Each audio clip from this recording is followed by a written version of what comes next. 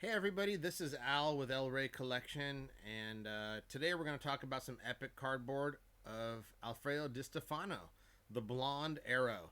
Clearly one of the all-time greats of the game. He really made a name for himself in his time at Real Madrid, but he was just an epic player. He won no matter where he played, whether that was Argentina, Colombia, or ultimately Spain. He actually played for the national teams of Argentina, Colombia, and Spain as well. That's something that not a lot of people know. He ended his Real Madrid a career with 216 goals in 282 games. Obviously, he was one of the major players, leader of the Liga, many years for scoring. Won I think 8 out of 10 in a row La Liga championships. Won 5 Champions Leagues. Scored in every final, including a hat trick in his last. Truly an amazing player. While in Colombia, he scored basically a goal a game in about 100 games.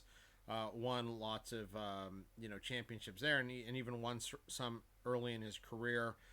You've got all the best ranking companies and institutions in the world have him as one of the top players of all time. Top Soccer, I think, had him at as sixth. Same with World Soccer. IFFHS has him as the fourth best, as does France Football. The FIFA magazine and grand jury at the turn of the century had him as the second best player ever. Just this video is not about his accomplishments; it's about his cards. But clearly one of the most accomplished footballers out there ever. Has some really interesting stories that we'll get through as we kind of look at the cards as well. So the first card you see here is a 1946 Montecudine per PSA.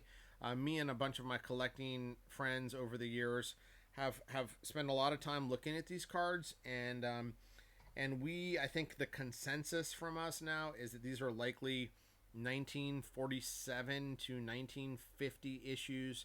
There's a probably issued over a number of years. We don't know exactly which ones are issued when.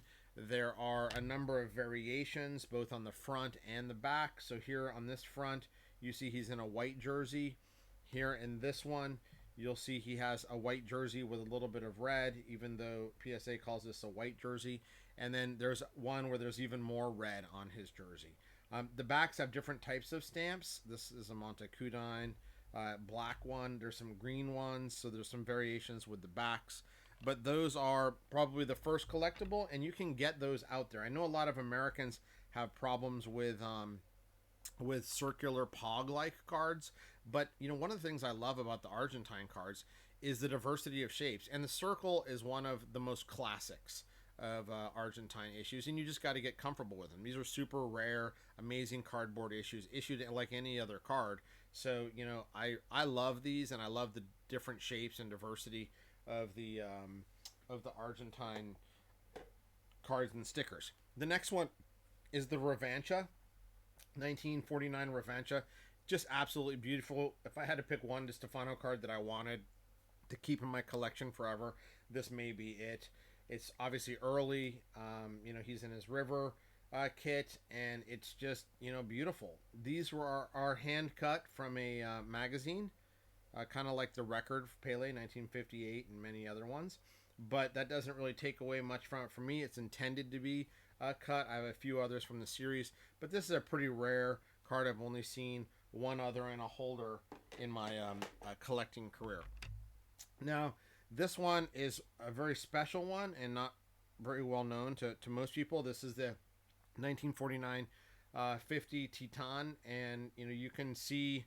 Actually, I'm looking at the video. It's you can't fully appreciate his facial structure here, but I just love this card. This is amazing. It's the only one that I've seen, so I wouldn't say it's something you're going to find on eBay in PWCC every week. So then you're sitting here, and we are now in the late 40s in Argentine. Again, all these Argentine ones are relatively difficult to get.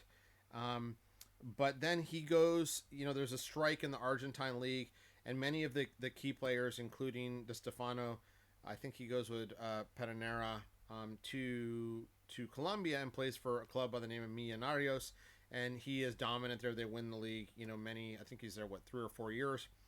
In one of those years, he has a exposition game with a tournament, and they actually, I think they win, they do very well.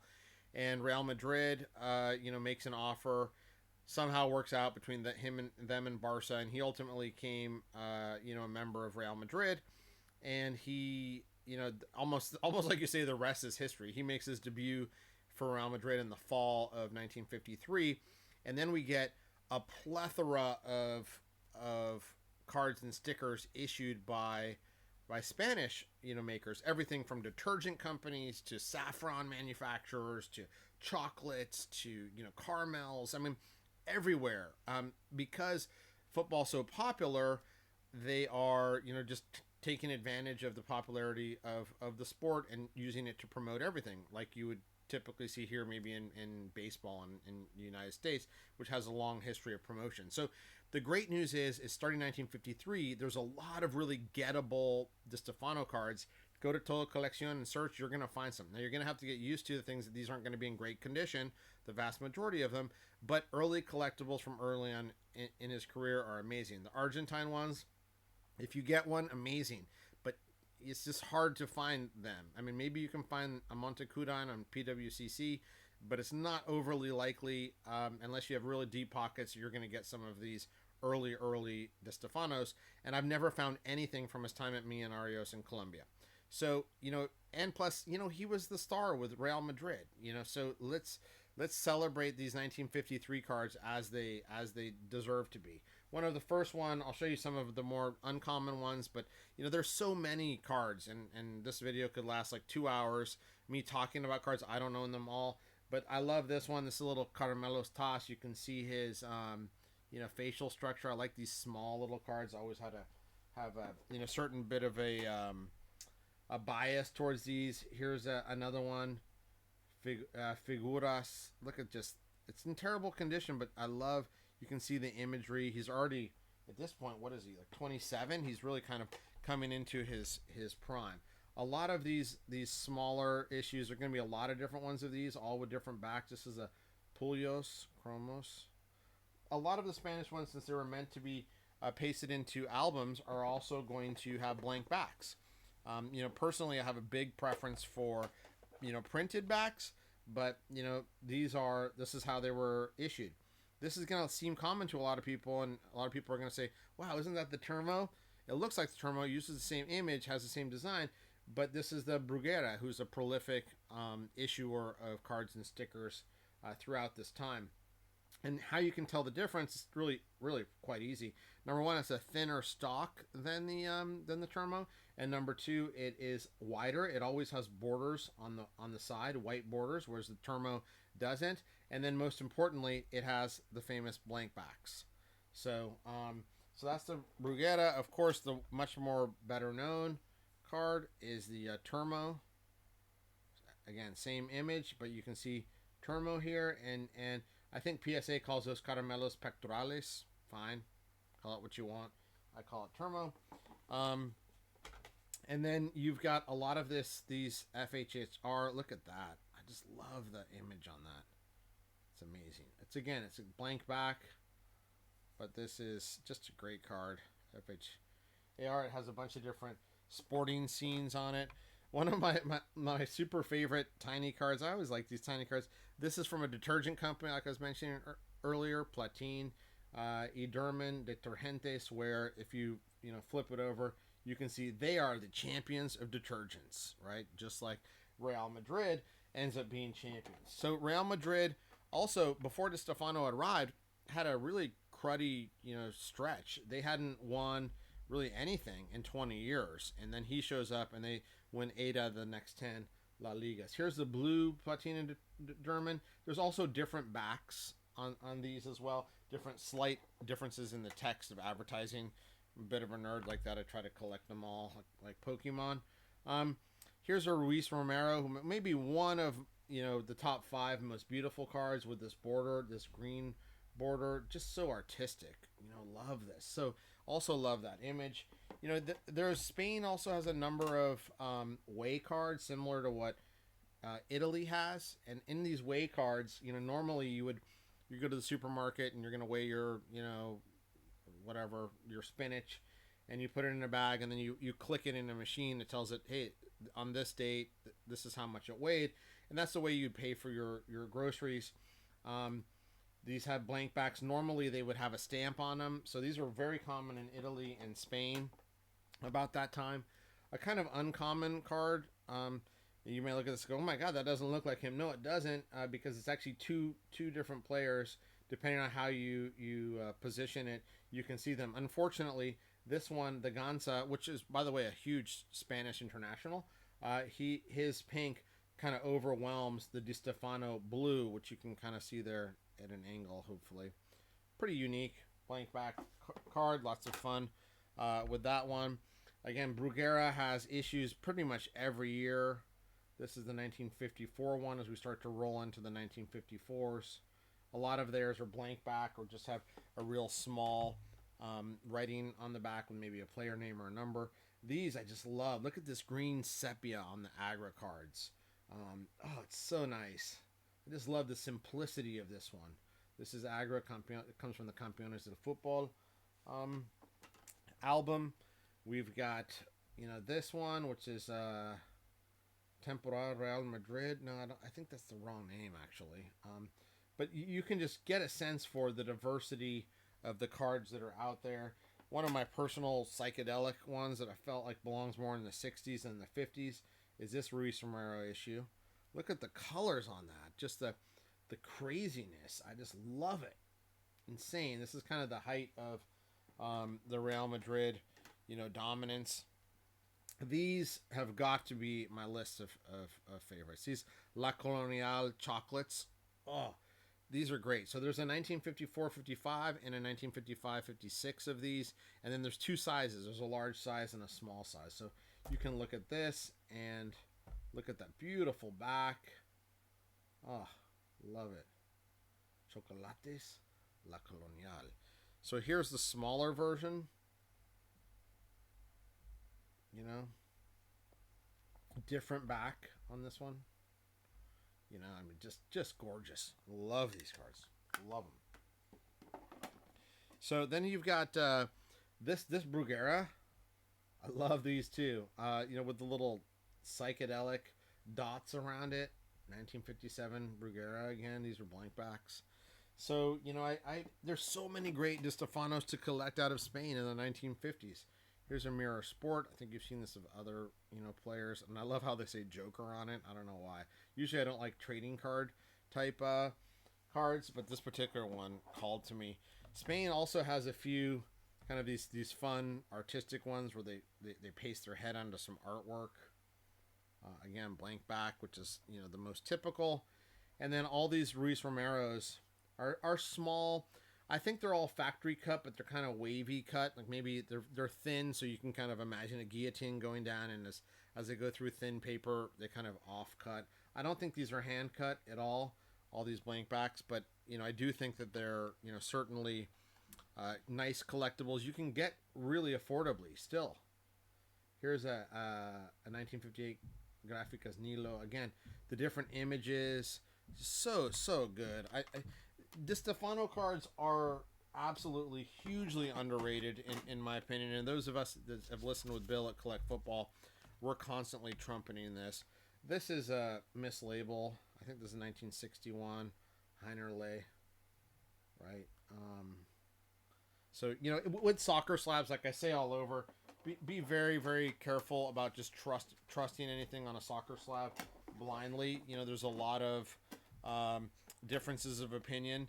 Like this 1959 Heinerle, I think is actually probably a 1960. So, again, with a player like Di Stefano, that doesn't matter, but it matters more with players if it's closer to their, first year, then you need to be more concerned about that. Here's an FHER. These are almost always found oddly cut, rare to get a numerical grade on those. Here's another prolific issuer. Look at that. He's got full body. Love it. Oh, these are just great cards. Again, these are blank backs. That's why I'm not showing them to you. This one, I love this one as well. This is Hispano Americano with the blue back, how it just jumps off. Just classic. This feels like a piece of art to me. Beautiful photograph as well. And then, we were talking about Ruiz Romero's. I'll just, these cuts, and these are almost going to be all A's. And, sometimes they have something small, like just the card number and his name on it.